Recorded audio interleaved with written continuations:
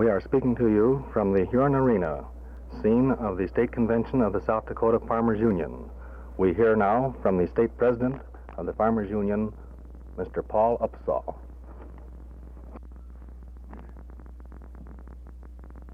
Delegates, members, and visitors attending the 40th Annual Convention of the South Dakota Farmers Union, and friends of the radio audience. It gives me a great pleasure to introduce to you at this time M.W. Thatcher, General Manager of the Farmers Union Grain Terminal Association, President of the National Federation of Grain Cooperatives, and a leader in the fight for farm parity for more than a quarter of a century. M.W. Thatcher.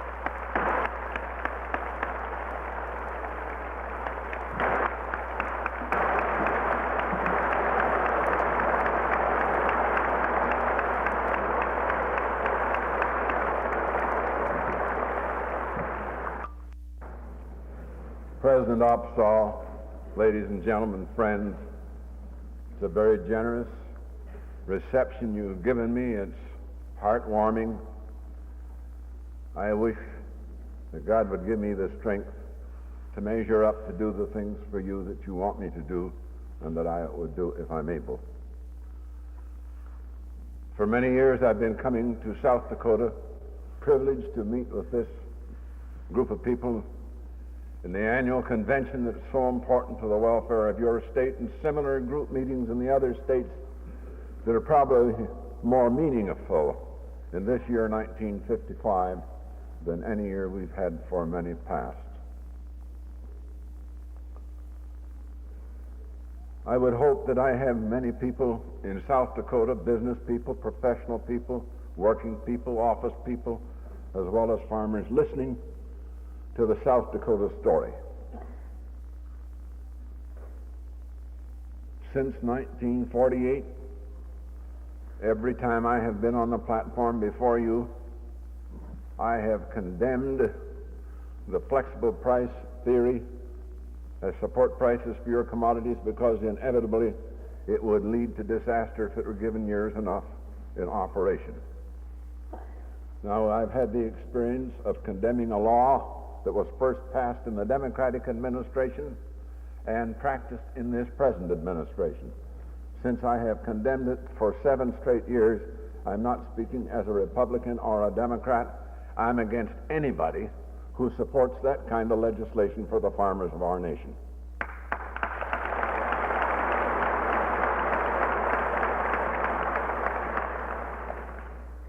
Now, I can speak tonight with more assuredness than any time before, because weary of government statistics, weary of the statements that were being made before the committees of Congress, weary because I didn't think they represented a comprehensive whole picture at any one time given to the members of the House and the Senate committees, and weary because the Department of Agriculture itself has never presented to the Congress of the United States a complete whole picture of American agriculture. If you'd search the records for this in one place and that in another, you could pull together some kind of a statement, and I'm not critical of the people who didn't have more information. We decided at our stockholders meeting in December 1954 that we would attempt to get something very positive, something we could depend on in the way of accurate information that would be more helpful to us in presenting our case to the Congress of the United States and talking with the administrative officials and the problems that affect you. And with great expense, tremendous expense, out of the funds of G.T.A, we started last January to make an audit in 5 states, Wisconsin, Minnesota, North Dakota, South Dakota, and Montana, and selecting a larger number of people for our information than any poll ever dared to undertake. And we took in each state of the 5 states, 6 counties in each state, that everybody agreed, and we had professional people into our office to check with us on it, and we had the greatest agricultural economist in the nation, who's pawed over these kind of figures for over 30 years, come and sit in with us and is our constant and advisor to determine the kind of a survey, the questions to be answered, the facts to be found, and the particular county every payday. in the That state way, you never count on the money and seldom miss whole of it. the Yet, state. payday after payday, those We have amounts completed accumulate. that And examination before long, for the you've state of collected a South stack Dakota. of savings. We have completed it for all of the 5 states for the years 50 to 54 inclusive. I have the first completed figures on South Dakota because I come to this state first, and to the other states at the state conventions I'll be making a similar presentation as I'm about to make here tonight. And I will say to you, for your information, we have contacted 10% of the farmers in your state. In 6 counties, we have contacted farmers that aggregate about 10% of all the farmers in the state of South Dakota. We were very fortunate that these farmers would cooperate with us to this extent, and I've never heard of it ever done before, but every farmer's figures that we have taken into this survey are taken from his sworn income tax return. That's an amazing experience. It's not many men that want to turn over their confidential tax return to anybody. But this has been done with the greatest secrecy. With all of this work that's been carried on under my general direction, I have not seen one farmer's returns. We have blocked this off and kept this secret so there isn't anybody in our organization has close enough contact with anyone where these figures could be made available and embarrass any farmer who made those returns to us. And when they were computed in our office, the statistics were fed into the huge machines that we have these days, and they were fed in there like you feed them in a hopper, and the facts were belched out at the other end and put on paper. So all I've had to do with it is to plan it, to conceive it, hire the people to do it, and on top of that, it was carried under the auspices of a firm of certified public accountants from Minneapolis. We have done everything we knew we could do to protect the accuracy of this survey because of its importance, and I want to be able, if I may live and keep my health, to appear before the committees of Congress next spring and proudly represent the farmers of these 5 states and say, gentlemen, this is what we did, this is how we did it, these are the facts, these facts you can't go behind.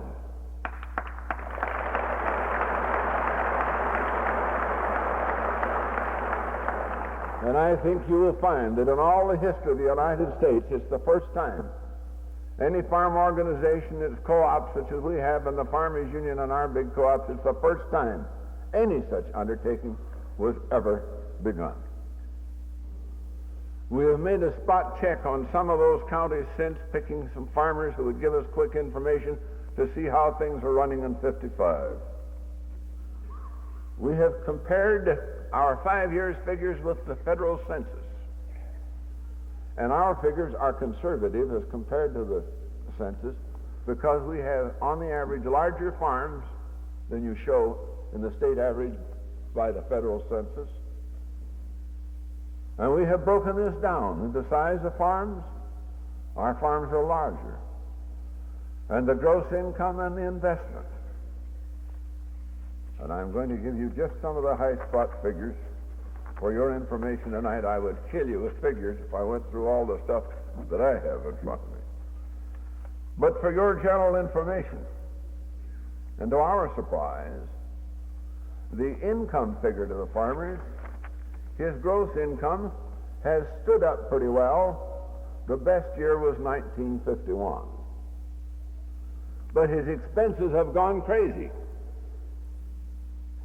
The squeeze is largely from the bottom up in the expenses rather than the sales price. As you will know, your support prices were holding through 1954. We began to get our flexing. We had some acreage reduction in 54, but we got our price flex down on wheat and so forth in 55 and more in 56 and so forth. We're now going downhill. But on the basis of 54, the average net income for these farmers was $2,262. And these are better than the average farm. That, of course, is after allowing for depreciation. $2,262. Now, if we add on to that $300 for what they ate off of the farm, you know there's a lot of talk about how much he eats off the farm. Well, I contend this, that for every bit of food that the farmer consumes on his farm, his wife and kids' work on that farm is much more than offsets the amount of food they get to eat off of it. That's for sure.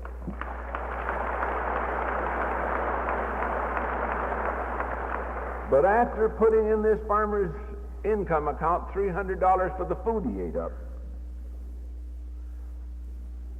then take into account his net investment. And on the average, his net investment is $44,688. So you know we got a pretty good average farm here. Allowing him 5% on his investment, and who doesn't get 5%? Allowing him 5% on his investment, he has left $137 for 3,330 hours worked. Which means most of our farmers have begun to live up their depreciation, and when it comes time to buy the new machinery, the money won't be on hand, and if he's got security enough, he's going to have to go out and borrow money to pay the top price for machinery and go in debt for it. He knows something about that. But on the basis of our test as to what's happening in 1955, the gross income is down in these same counties something approximating $1,000. Hog prices are down, grain prices are down, some production is down, and we had a little drought along with it. So, when we're back here next year, God willing, we'll be able to make a report of another year to you, and you'll find out that for the year 1955, the better than average sized farms of this state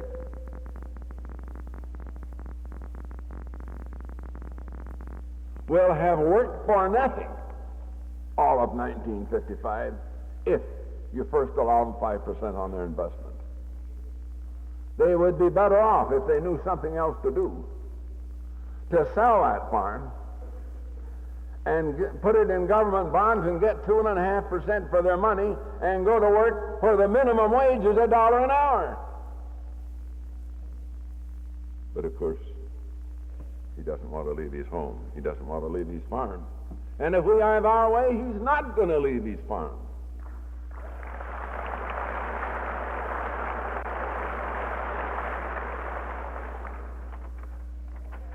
To the state of South Dakota,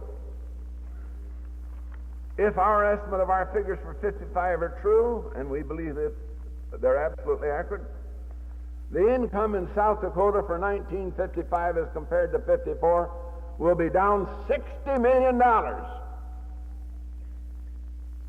at a time when our survey shows that on the average, these 60,000 farmers all want to buy $3,000 worth of something.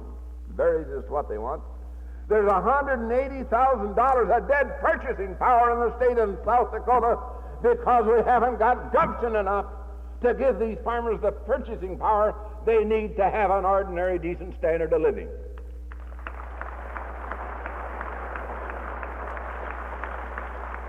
And these poor boobs from Washington that are running over the world looking for markets better come out here in the West and find the greatest market they could ever find right out here on our land.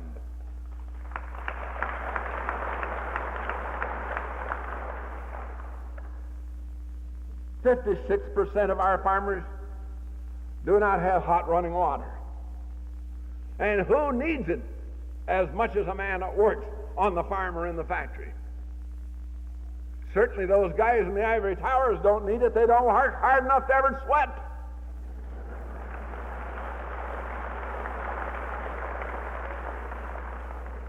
"31% of our farmers have no telephones." I suppose we ought to be down in South America looking for a market. Mind you, 55% of our farmers don't have deep freeze. Where are they keeping that food they take off the farm? They must run in town and put it in somebody's freezer and come in and get it. 82% have not television. 58% haven't bathrooms. They still belong to the shovel and lantern gang that walk out.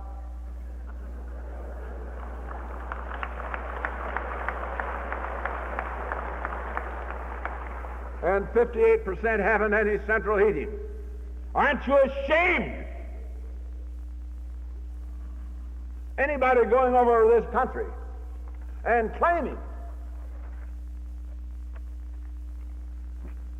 that farm prices and income are stabilized, farmers are doing pretty well now, telling you that 4 and 5 years ago you were living in a dream world, and now you must be satisfied with stabilized conditions.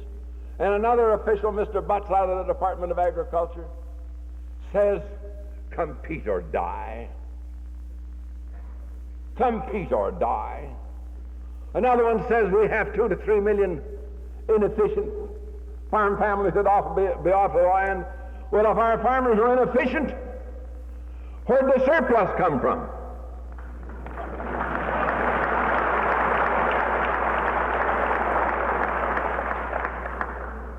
Nobody in this country has to queue up with coupons to get food.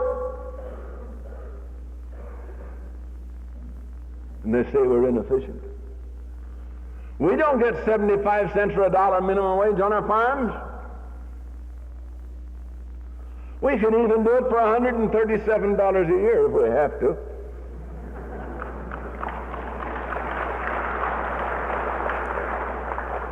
Now let's see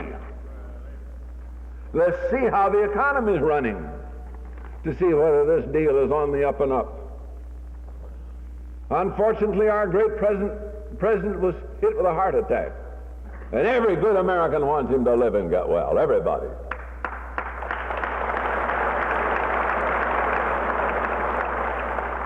I want him to get so well I can go back in the White House again and quarrel with him again. I want that.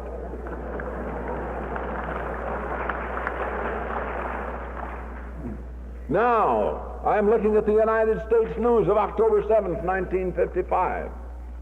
Why business is jittery. On a Saturday, the president had a heart attack. On Monday, the stock market went off 31 8/89 points. Something wrong with this economy. It's got to rest on the heart of one man.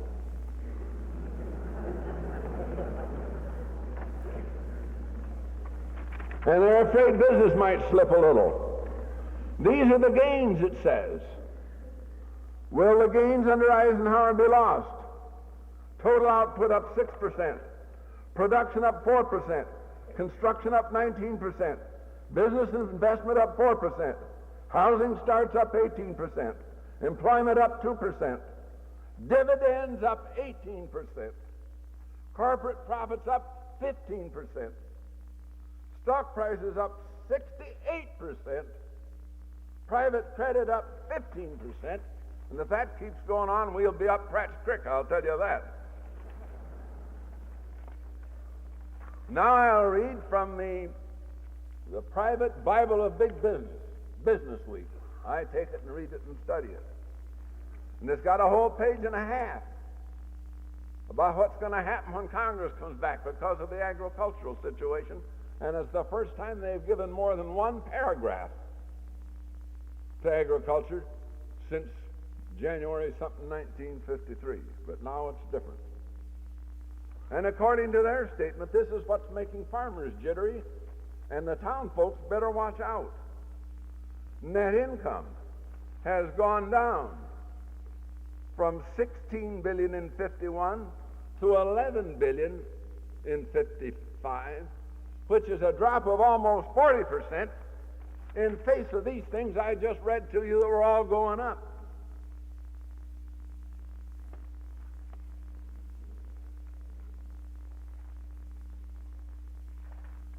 Well, if we're going to have agricultural depressions, and we're in one now, when we're at the highest business standpoint we've ever been on our history,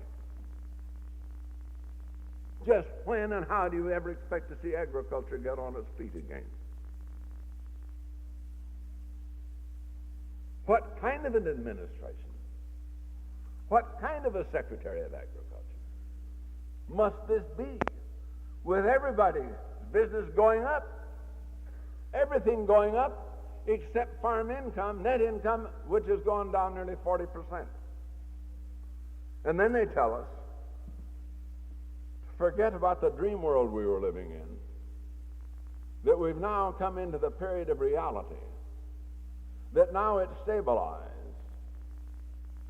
and we better learn to get along with it the way it is, because this is what we have to do if we're going to not regiment farmers and maintain that fine characteristic that they've enjoyed all down through the years.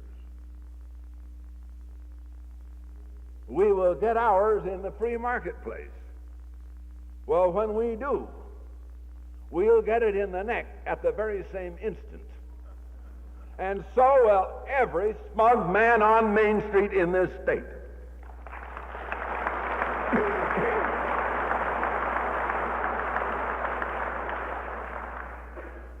Two more years of this present administration, Department of Agriculture, just 2 more years of the way we're going, and they'll forget all about Hurricane Edna, and history will talk about Hurricane Ezra, I'll tell you that.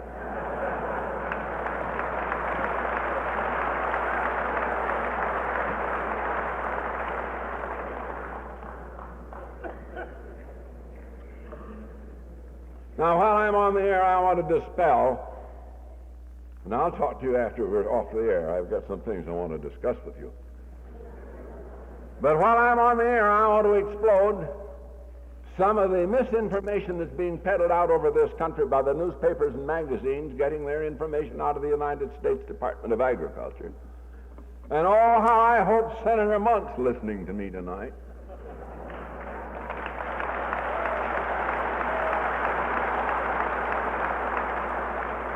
And oh, how I hope Senator Case is listening to me tonight. Because I want to use them now as witnesses to this radio audience. Each spring in Washington in March,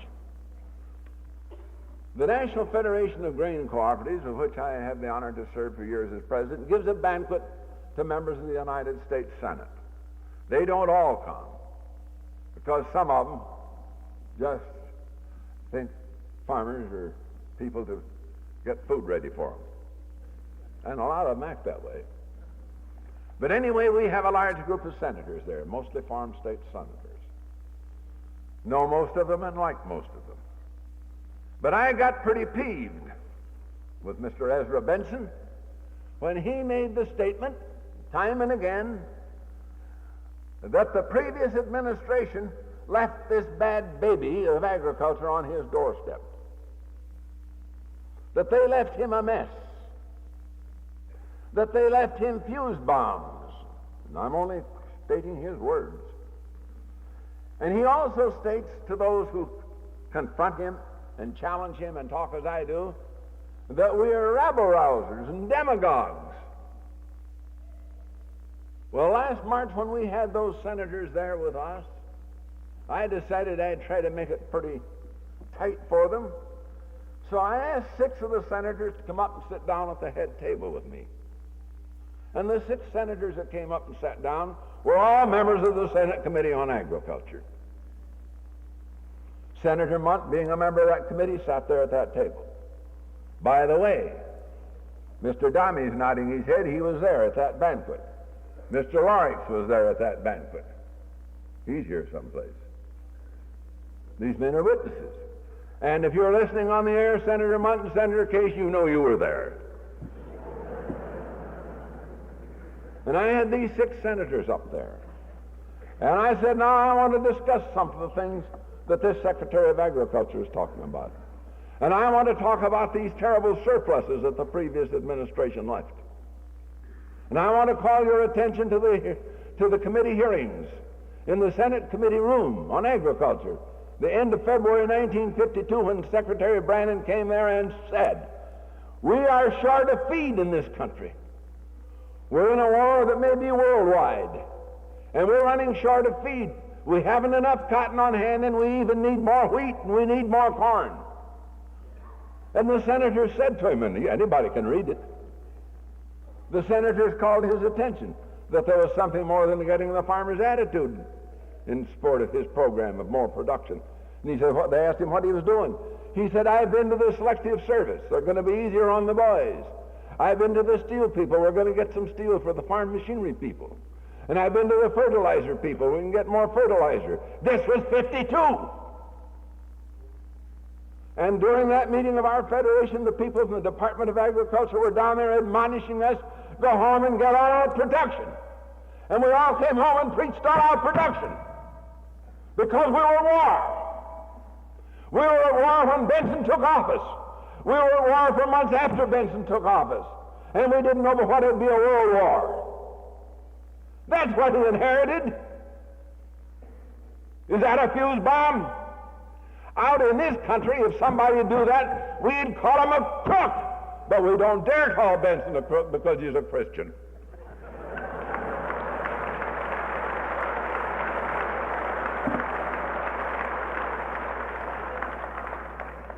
That is the record. I don't think he's crooked. Not at all. But he is the most uninformed man, or the most stubborn man, or both put together, that ever was Secretary of Agriculture in the history of this nation.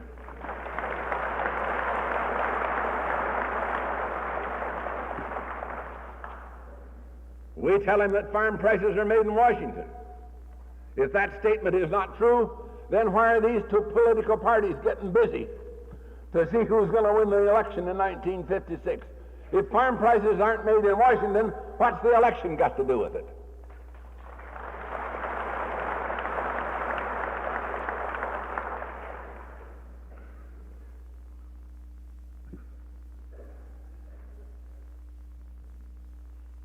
We've got a date in 56. I hope the Democrats put up a man that's worthy of our vote. I hope the Republicans put up a man that's worthy of our vote. And I hope each one of them will have integrity enough when he's running for office that he'll tell us this time in advance who's going to be chosen Secretary of Agriculture.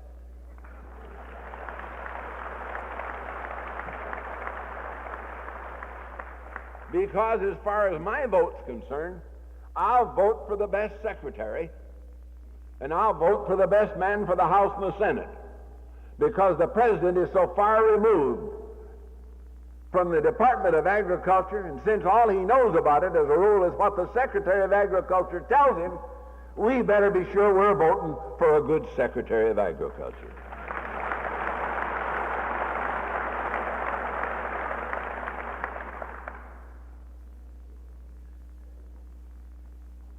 I say to you, my friends on Main Street, you professional people, you people that work in the stores, that we're not likely to have a farm depression. We're in one. It's on its way. It's worse in 55 than in 54. Support prices for wheat have already been announced for 56, and they're 27 cents lower than they were this year. 27 cents a bushel. You have just heard M.W. Thatcher, President of the Grain Terminal Association, addressing the State Convention of the South Dakota Farmers Union in the Huron Arena. We return you to the studio.